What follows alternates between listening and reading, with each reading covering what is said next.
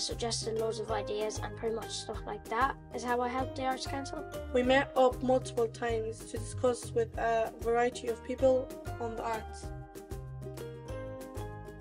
If you were in charge of the arts for children, how would you help more people to enjoy arts or creative activities? I feel this question is very open and could provide the Arts Council with new ways to improve the arts. If I was in charge of the money, I would do what, teenagers really like, what makes them happy.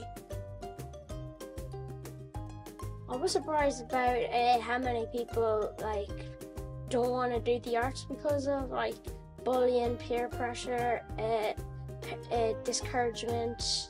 I was very surprised by that. Most of the kids or teenagers find it really difficult at school.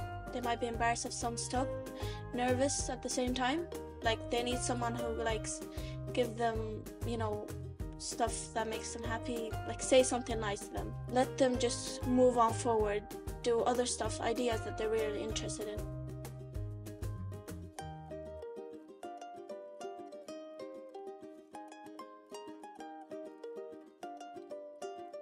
If we prioritise or give choice to children in the arts, especially in school, I feel it would make people participate more.